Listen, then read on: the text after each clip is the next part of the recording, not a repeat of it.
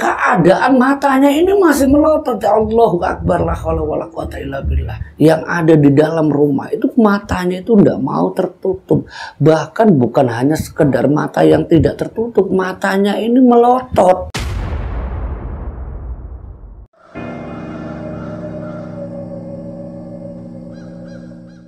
Bismillahirrahmanirrahim. Assalamualaikum warahmatullahi wabarakatuh. Alhamdulillah wa syukurillah wa ni'matillah la haula wala quwata illa billah, amma ba'd. Jumpa kembali bersama saya Pak Ade di channel Hikmah Misteri. Nah, di kesempatan kali ini seperti biasa saya akan mencoba menceritakan kisah horor, kisah inspirasi dari misteri-misteri kehidupan. Nah, di sini saya akan mencoba menceritakan kisah yang datang dari narasumber. Sebut saja di sini namanya Mas Rian. Dia itu menceritakan sahabatnya yang keadaan meninggalnya itu matanya enggan tertutup, bahkan dalam keadaan mata yang melotot. Ada apa dengan jenazah temannya Rian? Tidak usah lama-lama, kita langsung masuk saja ke cerita Hikmah Misteri. Sebut saja narasumber di sini namanya Rian. Dia menceritakan tentang sahabatnya yaitu Dimas.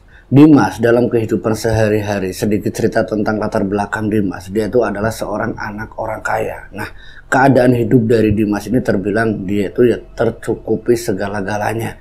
Nah, Rian ini sebagai sahabatnya Dimas, dia itu juga sangat dekat dengan keluarganya Dimas. Satu kejadian yang diingat Rian, ketika Dimas melaju kencang dengan motor balapnya, kecepatan motor yang tidak terkontrol membuat Dimas ini akhirnya jatuh tersungkur, dan tersungkur itu sampai hampir puluhan meter. Dia tuh sampai jatuh terguling-guling dengan motor yang rusak parah.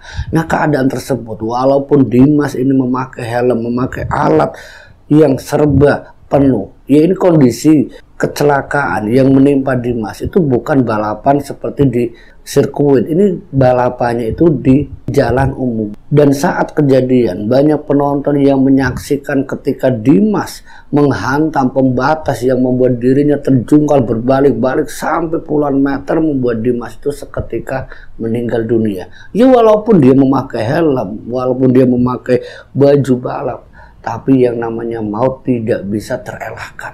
Dimas seketika itu meninggal dunia. Yang saat itu Rian bersama teman-temannya yang lain ketika melihat tubuh yang tergeletak, yang tak lain adalah Dimas, mereka langsung menghampiri, dan saat dihampiri Rian, helm dilepas, itu dalam keadaan dia itu masih sakaratul maut, nafas yang tersengal-sengal dengan keadaan mata yang masih terbuka melebar dan bahkan terlihat sangat melotot. Dia seakan-akan merasakan bagaimana dia sakaratul maut. Di situ Rian yang memegang kepala dari Dimas saat itu tidak bisa berbuat apa-apa selain teriak, tolong, tolong ini, tolong ini, tolong ini. Tapi Dimas berpesan, maafkan aku untuk ibu. Kata itu yang diingat oleh Rian. Dan saat Dimas selesai mengucapkan maafkan aku ibu, Dimas meninggal dunia. Dimas belum sempat tertolong, Dimas belum sempat dibawa ambulans sampai ke rumah sakit, itu belum. Dan saat itu Rian yang bersama teman-temannya itu bingung harus kemana, harus bagaimana. Iya, karena kalau misalkan dia laporan ke pihak yang berwajib atau pihak kepolisian, nanti Dimas bagaimana? Nanti kita juga kena hukum karena kita menggunakan area tempat umum sebagai balapan liar. Rasa cemas, kebingungan itu benar-benar numpuk di antara pikiran teman-temannya Rian. Dan saat itu ada yang bilang, sudah kita bawa saja langsung ke rumah ibunya. Tapi Rian yang sebagai sahabat dekatnya, sebagai orang yang dipercaya ibunya untuk menjaga Dimas, agar Dimas ini bisa hati-hati dalam apapun, agar perilakunya itu tidak semena-mena, agar perilakunya itu tidak aneh-aneh. Rian bingung harus bagaimana cara mengutarakannya. Tapi apa mau dikata, Rian bersama teman-temannya karena kekompakan dari teman-temannya ini ingin membawa Dimas ke rumah ibunya. Dimas singkat cerita dibawa sekitar jam 2 dini hari. Ini keadaan waktu itu balapan liar. Jam 2 dini hari Dimas meninggal, dan sampai di rumah itu sekitar jam 2:30 dini hari. Dengan keadaan suara teriak-teriak dari luar, ibunya ini keluar melihat Rian yang sudah penuh dengan darah di bagian baju, menanyakan, di mana Dimas, di mana Dimas, ada apa dengan kamu dan ada apa? Rian tertunduk. Dia tidak mau menjawab apa yang ditanya ibunya. Karena yang dilihat ibunya itu suatu kepanikan, dan ketika di belakangnya teman-temannya yang sudah membopong tubuh Dimas yang saat itu sudah tidak bernyawa, sudah meninggal dunia. Seketika itu ibunya melihat Dimas yang sedang dipangku oleh teman-temannya, ibunya pingsan. Dan bapaknya Dimas yang keluar dari balik pintu melihat ibunya yang pingsan. Ada apa dengan ini? Dimas saat itu teriak, orang tuanya itu bapaknya Dimas. Dan saat itu orang tuanya meminta para teman-temannya Rian yang membawa jenazah Dimas untuk dimasukkan ke dalam. Nah, saat sampai di dalam rumah, ditaruh jenazah Rian di atas keranjang kayu. Di situ dibaringkan tubuh Rian yang masih memakai baju, dengan keadaan baju yang robek, dengan kepala yang masih mengucur darah. Dan setelah Dimas ini ditaruh di dipan kayu di dalam rumah orang tuanya, Rian mendatangi ibunya yang saat itu sudah sadar, sudah siuman. Rian menjelaskan apa yang dikatakan Dimas sebelum dia meninggal. Bu, maaf bu, saya mau bilang pesan dari Dimas sebelum dia meninggal. Maafkan Dimas ya bu. Dia bilang cuma seperti itu bu. Terakhir dia dalam keadaan sakaratul maut. Seketika itu ibunya memeluk Rian seakan-akan itu ya anaknya sendiri. Dipeluk Rian sama ibunya sembari nangis. Iya nak, Dimas sudah saya maafkan. Dimas saya sudah maafkan. Sembari nangis itu ibunya Dimas. Dan saat itu Rian kembali di antara teman-teman yang sedang mendoakan Rian dengan membaca Yasin, dengan membaca tahlil. Dan tidak berselang lama para tetangga ini datang mendoakan jenazah yang saat itu dalam keadaan yang masih memakai baju balak, di bagian kepala yang masih menetes darahnya. Dan ada yang sampai menjadi bahan omongan tetangga karena keadaan jenazah Rian yang ada di dalam rumah itu, matanya itu tidak mau tertutup. Bahkan bukan hanya sekedar mata yang tidak tertutup, matanya ini melotot. Ini yang membuat, ya maaf kata tetangga, ini orang yang meninggal tapi masih menjadi omongan. Itu kenapa ya? Kok Dimas tidak mau tertutup matanya, bahkan melotot kayak gitu? Itu didengar langsung oleh Rian, teman-temannya termasuk ibu bapaknya. Nah, di sini ibunya itu menjelaskan kemungkinan ini untuk pelajaran kalian semua ya nak. Kalian semua ini yang masih muda. Ibu sangat sayang sama Dimas. Tapi Dimas, karena dia sedari kecil dimanja bapaknya, apapun dituruti, apapun diperbolehkan. Ibu sudah mencoba melarang, menasehati. Tapi kamu harus tahu Rian, kalian harus tahu semuanya. Dengar kata ibu. Kenapa Dimas matanya melotot? Kenapa Dimas dalam keadaan meninggal tidak mau tertutup? Ibu ingin menjelaskan ke kalian. Dan kamu Rian sudah tahu betul bagaimana sifat dia sama ibu. Dia setiap kali dinasehati ibu itu seperti melototi ibu. Ketika Dimas dinasehati ibu, kamu lihat sendiri kan Rian, dia selalu marah-marah, bahkan melototi ibu seperti dianggap musuh. Sampai ibu itu selalu menangis ketika ibu ingin menasehati Dimas. Makanya ibu kan pesen sama kamu Rian, tolong bantu didik Dimas agar dia mau nurut. Tapi semuanya sudah terlambat. Dimas sudah kembali ke hadirat Sang Pencipta. Tapi ya Allah, kenapa anakku harus keadaannya melotot? Apakah karena Dimas yang tidak mau mendengarkanku, yang selalu membantah aku? Itu perkataan dari ibunya Dimas secara langsung yang didengar oleh Rian, teman-temannya termasuk para tetangganya. Dan saat itu juga bapaknya Rian itu sampai bilang sama ibunya, bu maafkan bapak, bu sudah memanjakan Dimas, sudah menuruti apa keinginan Dimas, maafkan bapak bu. Ibu tidak menyalahkan bapak, ibu yang salah. Karena ibu tidak bisa mendidik Dimas. Karena ibu tidak bisa membuat Dimas itu nurut sama bapak sama ibu. Dia nurut kalau dia ada maunya. Kalau bukan keinginannya, dia akan melototi bapak, melototi ibu, dan mengatakan hal-hal yang tidak pantas diucapkan seorang anak kepada orang tuanya. Itu pun disaksikan Rian. Rian memang tahu betul bagaimana kelakuannya Dimas. Ketika Dimas ini dilarang untuk keluar oleh ibunya atau bapaknya, kelakuannya Dimas sama orang tuanya memang sering sekali yang namanya marah-marah, bahkan sembari melotot. Ini yang dilakukan Dimas.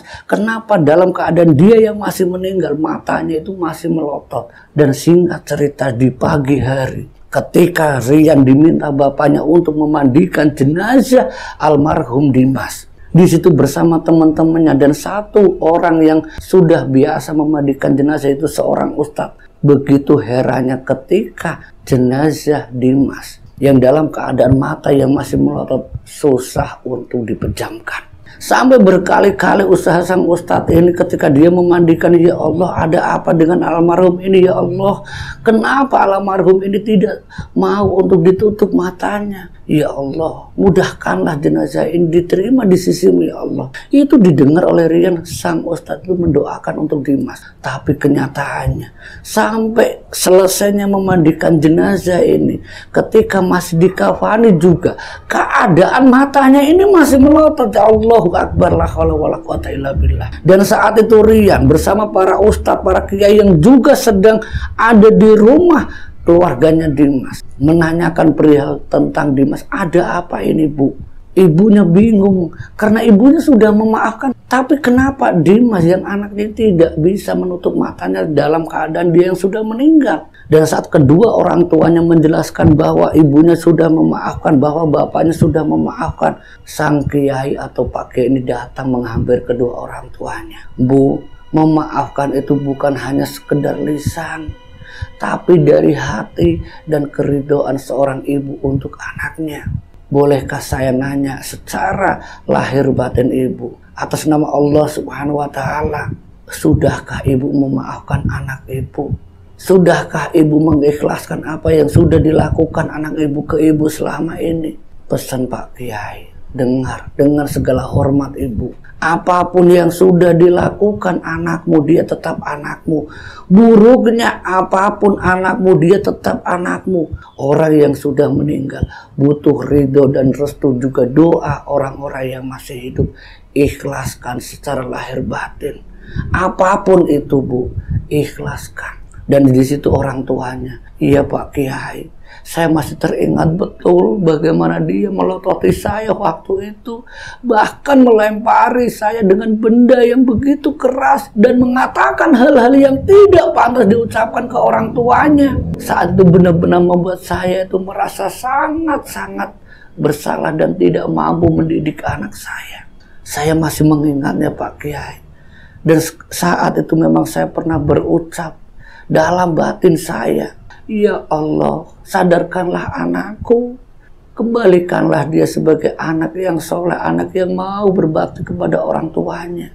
Aku sudah berusaha Pak Kiai, tapi apa yang kurang dari aku? Itu penjelasan ibunya Dimas yang didengar oleh Rian.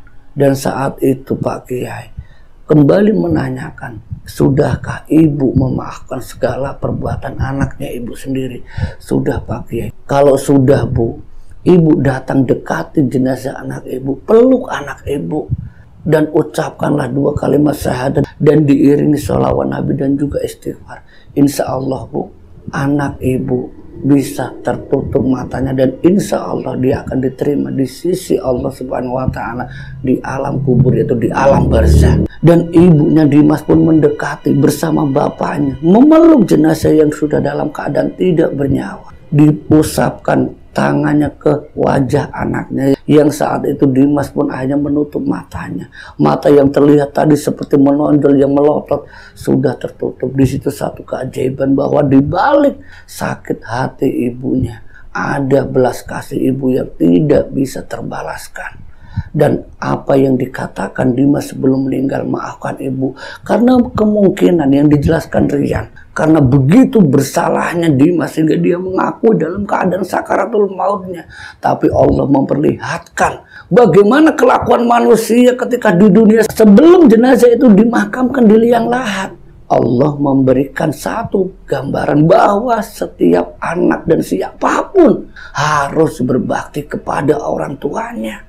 Bukan hanya bapak, tapi ibu. Kedua orang tua itu harus. Dan bagaimanapun perlakuan seorang ibu, tujuannya hanya untuk anak-anaknya lebih baik. Tapi kadang kita sebagai anak pun kadang merasa ibu mau menang sendiri, bapak mau menang sendiri. Sebenarnya mereka itu benar, tapi dengan bahasa mereka, dengan pengetahuan mereka. Kita harus sadar diri sebagai anak. Kita harus mengerti apa yang diinginkan orang tua, yang tujuan utamanya ingin membuat kita itu lebih baik. Mohon maaf apabila ada penjelasan di dalam cerita ini tentang saya pribadi, tentang kalian semua itu ada yang menyinggung. Dengan segala hormat saya mohon maaf lahir dan batin. Dari kisah ini kita bisa ambil hikmah dan pelajaran, semoga kita menjadi orang-orang yang lebih baik dan berbakti kepada orang tua. Akhir kata, wassalamualaikum warahmatullahi wabarakatuh.